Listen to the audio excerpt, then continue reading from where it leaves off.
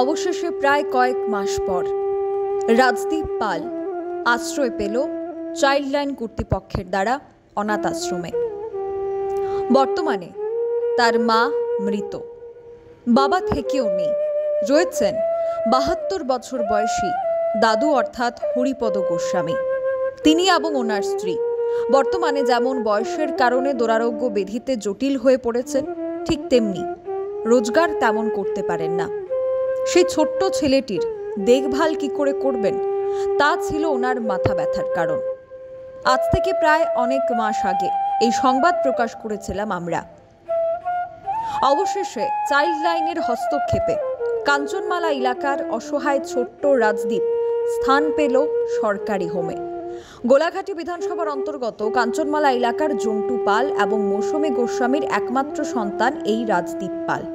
মৌসুমী গোস্বামী আজ থেকে কিছুদিন আগে দুরারোগ্য ব্যাধিতে আক্রমণের শিকার হয়ে মৃত্যুবরণ করেন। রাজদীপের বাবা রয়েছেন জীবিত, কিন্তু একবারের জন্যেও তার শিশু সন্তানের খোঁজ নেন না তিনি। ৭২ বছর বয়সী দাদু অর্থাৎ হরিপদ গোস্বামী রাজদীপের মার মৃত্যুর পর তাকে বুকে টেনে নিয়েছিলেন, কিন্তু তিনি একজন দিনমজুর, শরীর নিয়ে সব সময় কাজ করতে পারেন না।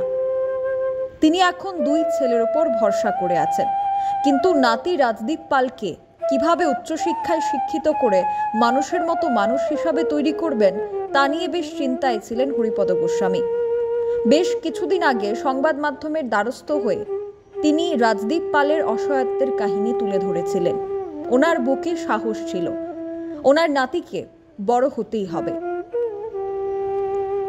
অবশেষে পশ্চিম ত্রিপুরা জেলার চাইল্ড লাইনের কর্মীরা শুক্রবার কাঞ্চনমালা স্থিত হরিপদ গোস্বামীর বাড়িতে ছুটে আসেন, খোঁজ খবর নেন, বিষয়ের বিস্তারিত তথ্য জানতে চান এবং পরবর্তী সময় রাজদীপ পালকে জায়গা করে দেওয়া হয় সরকারি হোমে। বর্তমানে সেখানেই সে থাকবে এবং আগামী দিনে তার ভবিষ্যৎ গড়ে উঠবে। এদিন সাংবাদিকদের সামনে তথ্য দিতে গিয়ে হরিপদ গোস্বামীর মুখে এবং চোখে একটা দুঃখের ছাপ ছিল বটে, কিন্তু ভেতরে একটা সান্ত্বনা ছিল। তার নাতি অবশেষে বড় হয়ে দেখভাল করবে তাদের।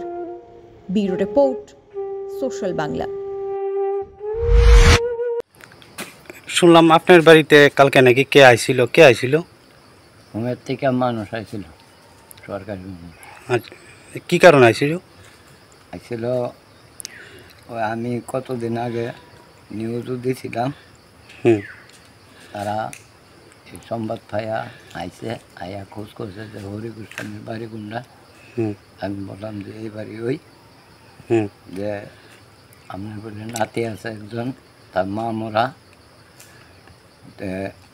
যে আপনি তারে নিলে আপনি দিবেননি। আমি যদি যাইতো তো চাই না, দাদা দিদা চাই না, আমার এনে থাকতো চাই, আমি তারা ভবিষ্যতে মানুষ করানোর লেগে চাইছিলাম। মানে আপনারা যদি নেন তার ভবিষ্যৎটা দাঁড়া করাইয়া দেন। আমরা এটাই চাইতেছি, তার যেমন ভবিষ্যতে মানুষ হয়ে আইয়ে। কালকে কি লয়ে গেছে? হ্যাঁ। কি কইবেন এখন শুনিয়া? মানে তারা নিছে, তারা আমার কাছে লেখাপড়া সব কিছু করাইব, হ্যাঁ, ভবিষ্যতে মানুষ করে দিব। 18 বছর হইলে আমার আবার ফেরত দিয়ে দিব। যে তারা নিচে, তারা এই চ্যানেলে মানুষ আইছে, আয়া তারা নিচে, হ্যাঁ, তারারও আমি ধন্যবাদ জানাই, আমি রাজ্য সরকারকেও ধন্যবাদ জানাই। আমার নাতি যেমন মানুষ হয়ে আয়। আপনি কি কাজ করেন এমনিতে? আমি টুকটাক কাজ করি, এখন তো আর কাজ করতাম পারি না। আপনার বয়স কত চলে এখন? 72। আপনার নাম? হরিপদ গোস্বামী। এই এলাকাটার নাম কি? কাঞ্চনমালা।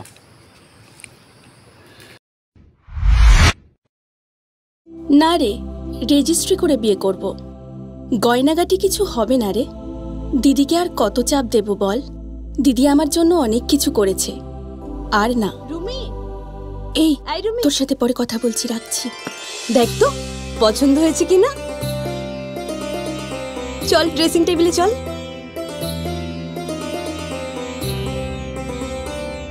দিদি তুই পছন্দ হয়েছে? তুই নিজে বিয়ে করলি না, আমায় লেখাপড়া শেখালি, আজ বিয়ে দিচ্ছিস, মা বাবার কোনো অভাব রাখিসনি, আজ এভাবে সাজাচ্ছিস কেন? কোনো দিদি কি পারে না তার আদরের বোনের মা বাবা হতে? তোকে কি সুন্দর লাগছে। রাধাকৃষ্ণ জুয়েলারিতে চলছে বিবাহ মঙ্গল উৎসব। বিয়ের গয়নার প্যাকেজ মাত্র 1 লক্ষ টাকা থেকে শুরু। প্রতি বিয়ের গয়নার প্যাকেজের মজুরিতে থাকছে 15% ডিসকাউন্ট এবং ফ্রি ইন্স্যুরেন্স। তাছাড়াও জ্যোতিষ বিষয়ক পরামর্শ দেওয়ার জন্য আমাদের শোরুমে থাকছেন হস্তরেখাবিদ প্রান্তোষ ভট্টাচার্য, জ্যোতিষশাস্ত্রী, কলকাতা। অ্যাপয়েন্টমেন্টের জন্য অগ্রিম নাম নথিভুক্ত করুন রাধাকৃষ্ণ জুয়েলারি, উষা বাজার, আগরতলা, ধর্মনগর এবং বিলোনিয়া।